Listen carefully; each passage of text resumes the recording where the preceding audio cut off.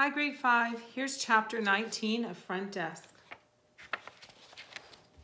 Lupe and I became inseparable, whereas before we were the best friends bound by lies. Now we shared the secret truth. I stopped pretending that I always wore long pants and long sleeves, even on days when it was 102 degrees, because I was always cold. The real reason was because sunscreen was too expensive, or that I was saving my cookie for lunch for after phys ed when I really was saving it for my parents. She stopped pretending she hated sports. Turns out she also had no medical insurance. She and her family were immigrants too. They'd come from Mexico when she was 3. We told each other everything. Well, not everything. I didn't tell her my dad sometimes lets people stay in the motel for free. It wasn't that I thought Lupe would tell on us. I just thought some of these things were better kept as secrets. Kind of like the security camera we didn't have, even though the sign said we did. One day, while doing my math homework, I had to answer a question about how much money a flower shop should make in a month. It was a fairly basic question, and I solved it with no problem. But it got me to thinking, how much money did the Cala Vista make? I never actually calculated it before. Curious, I pulled out the ledger from the bottom drawer of the desk. The ledger was a big black book my dad kept with meticulous records of how many customers we had each day. I ran my finger over the names of the customers, and on any given day at the Cala Vista, we had about 20 customers, including the weeklies. Mr. Yo kept the first 15 as per his revised deal, and my parents got $5 per person for the other 5. But say we got to keep all $20 per customer and didn't have to share with Mr. Yo, how much would we make? I lined the numbers up neatly on my paper and I started doing the math. My eyes boggled at the numbers. $12,000? That's how much we made for Mr. Yo last month? My parents, on the other hand, had only got $750. At this rate, it would take them over a year to make what Mr. Yo made in just 1 month.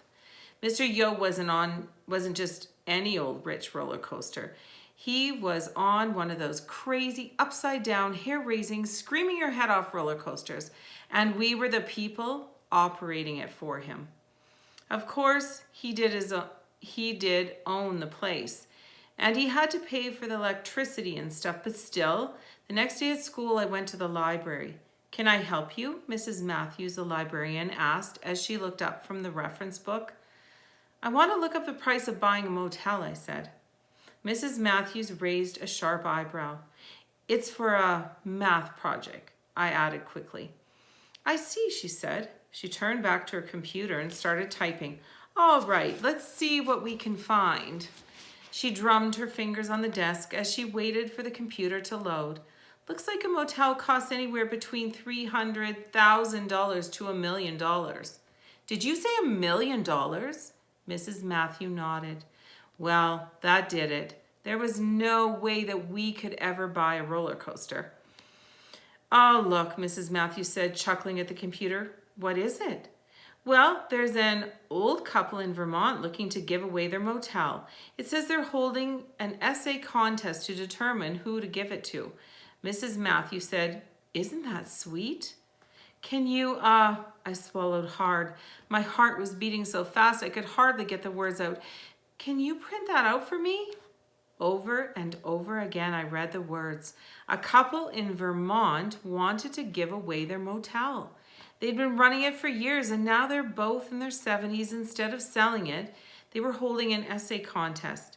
The deadline was not until after Thanksgiving. There was an entry fee, though, and it wasn't cheap, $300. But look at the essay topic. What would you do if you own a motel? This was it. This was our ticket onto the good roller coaster. Carefully, I hid the piece of paper inside a library book, and I smuggled it back to class. I didn't want my classmates to see it. $300 was nothing to them, and a bunch of them were probably great writers. If they saw it, they'd want to enter too, and I'd be doomed. I clutched the book tightly with both my hands and walked back to class, passing Lupe on the way back to my seat. I slid into my seat and I glanced over at her. She arched her eyebrow. "What's up?" And I shrugged my shoulders. Nothing much. All right, kids, listen up, said Mrs. Douglas. Today we're going to learn about China.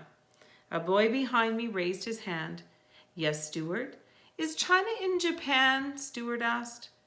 Jason turned around and glared at him. No, idiot. It's not in Japan. Stuart shriveled in his seat. Well, where is China then? He said. In China, said Jason. Oh, and we'll leave it at that.